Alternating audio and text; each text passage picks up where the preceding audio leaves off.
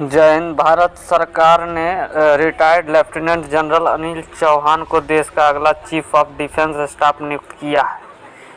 अनिल चौहान सैन्य मामलों के विभाग के सचिव के रूप में भी काम करेंगे। भारत के रक्षा मंत्रालय ने इसकी जानकारी दी है।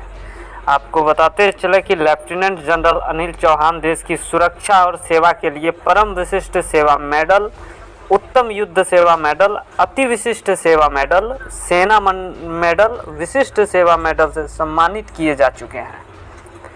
भारत के रक्षा मंत्रालय ने इसकी जानकारी दी है। Retired lieutenant general Anil Chauhan का जन्म 18 मई 1961 को हुआ।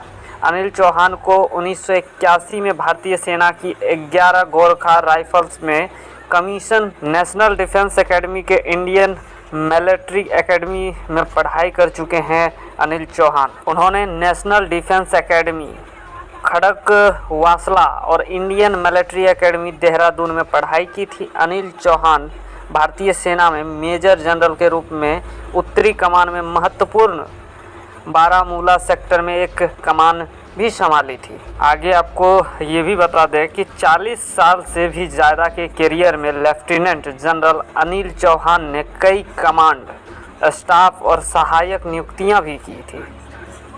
उन्होंने जम्मू कश्मीर और उत्तर पूर्व देश में आतंकवाद विरोधी अभियान का शानदार अनुभव भी है। इसके बाद वे सितंबर 2019 में पूर्वी कमान के general officer commanding in chief बने और मई 2021 में सेवा से रिटायर्ड होने तक इस पद पर बने रहे। पिछले साल हेलीकॉप्टर हादसे में सीडीएस बिपिन रावत का निधन हो गया था। आपको बताते चले कि बिपिन रावत देश के पहले सीडीएस नियुक्त किए गए थे।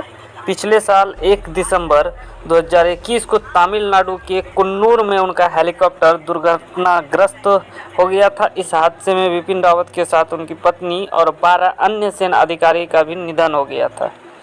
बिपिन रावत के निधन के बाद से ही भारत के सीडीएस का पद खाली था, जो कि अब नए सीडीएस के रूप में नियुक्त किए गए हैं retired lieutenant general Anil Chauhan.